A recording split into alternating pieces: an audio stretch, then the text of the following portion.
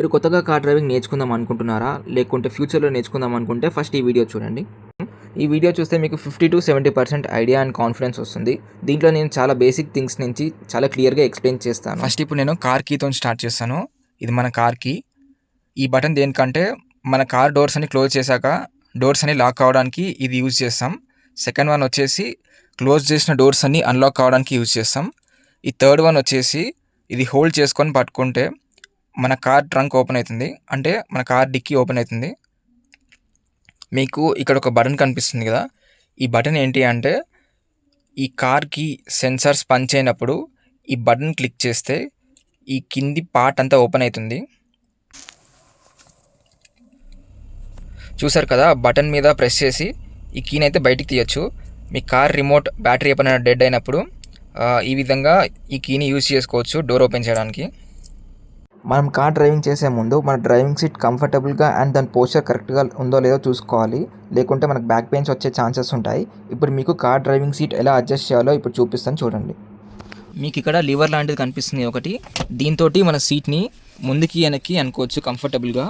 చూపిస్తాను చూడండి.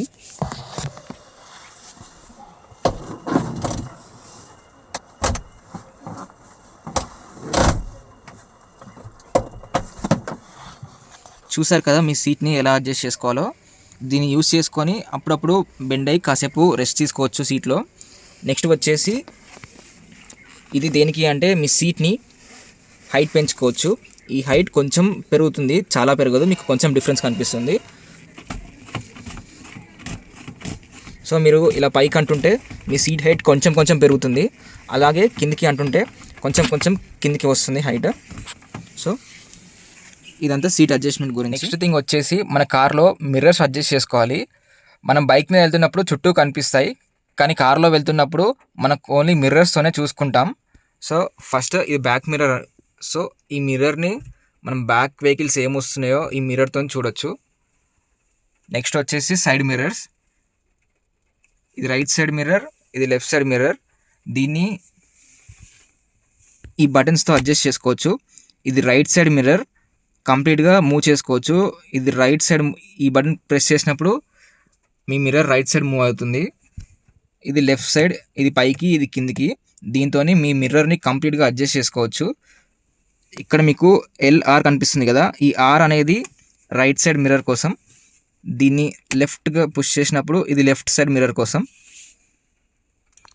Next important thing వచ్చేసి మనం సీట్ బెల్ట్ పెట్టుకోవాలి. సో సీట్ బెల్ట్ ఎలా పెట్టుకోవాలంటే ఇక్కడ మీకు బెల్ట్ కనిపిస్తుంది కదా, దీన్ని ఇలా డ్రాగ్ చేయాలి. డ్రాగ్ చేసినప్పుడు ఇక్కడ సీట్ బెల్ట్ పెట్టుకునేది కనిపిస్తుంది కదా, ఈ హోల్లో దీన్ని కరెక్ట్గా ప్లేస్ చేయాలి.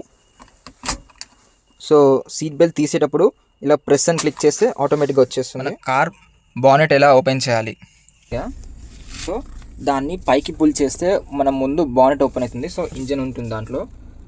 ఇది ఓపెన్ చేయాలంటే సో ఇలా బ్యాక్కి పుల్ చేస్తే ఓపెన్ అవుతుంది. నెక్స్ట్ థింగ్ వచ్చేసి మనం పెట్రోల్ బంక్కి వెళ్ళినప్పుడు పెట్రోల్ ట్యాంక్ ఎలా ఓపెన్ చేయాలో చూపిస్తాం మీకు.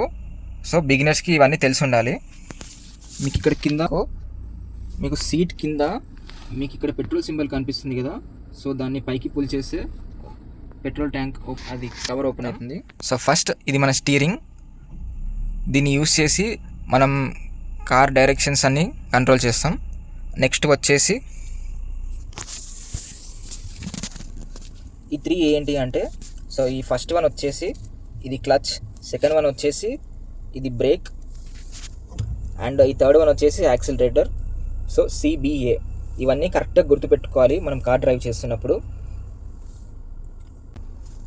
ఇవన్నీ కరెక్ట్గా గుర్తుపెట్టుకోవాలి మనం. ఎందుకు గుర్తుపెట్టుకోవాలి అంటే మనం బ్రేక్ ప్రెస్ చేయబోయి యాక్సిలేటర్ ప్రెస్ చేస్తే యాక్సిడెంట్స్ అవుతాయి.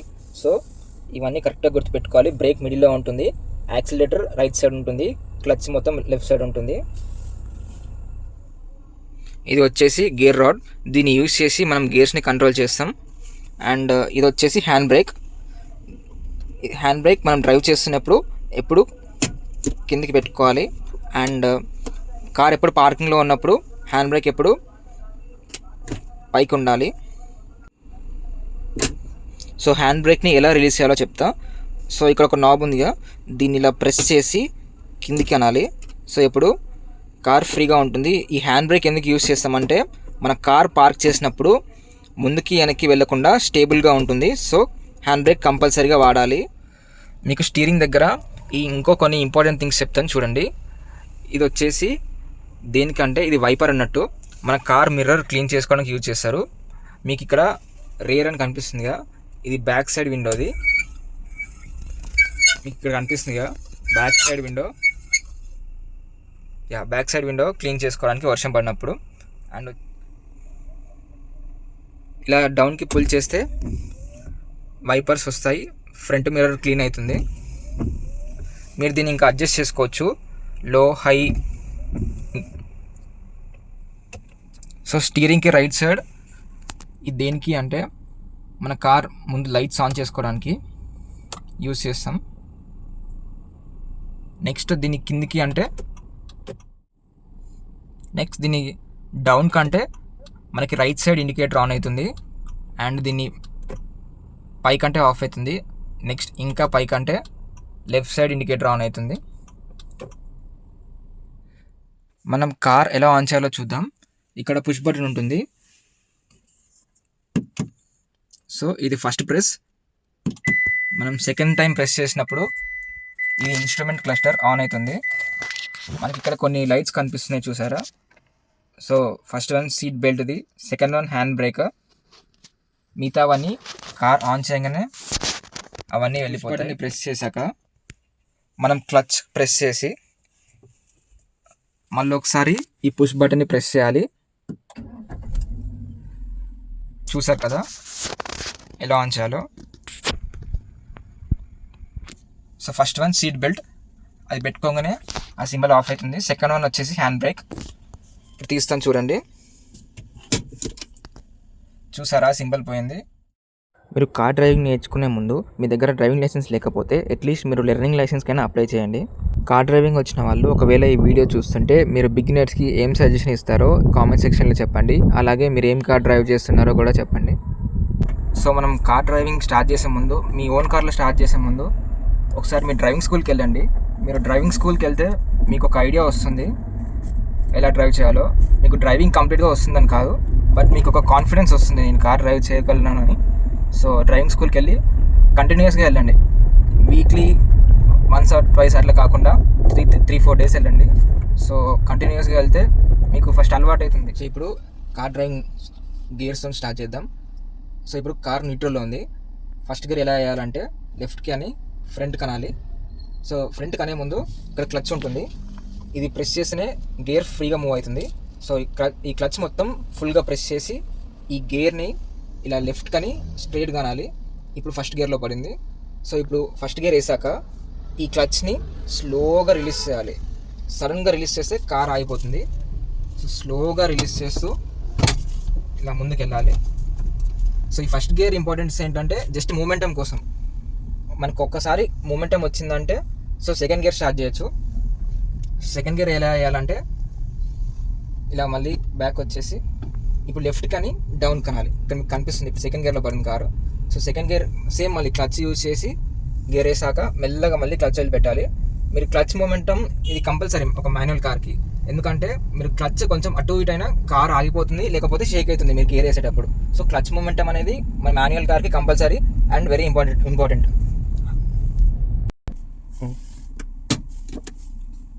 ఇప్పుడు మనం మళ్ళీ ఒకసారి చూద్దాం. So first gear clutch press చేసి ఫ్రంట్ కనాలి. చూసారుగా జస్ట్ మూమెంటం కోసం. ఈ ఫస్ట్ గేర్ తోటి మనం ఎక్కువ స్పీడ్ వెళ్ళలేం, మ్యాక్సిమం 20 స్పీడ్. అది కూడా 20 స్పీడ్ అని మీరు ఫిక్స్ అవ్వద్దు. జస్ట్ ఒక మూమెంటం వచ్చాక మళ్ళీ సెకండ్ గేర్ వేసేయాలి. సో సెకండ్ గేర్ వేసాక మనకి థర్డ్ గేర్ వచ్చేసి అది స్పీడ్ కోసం అన్నట్టు.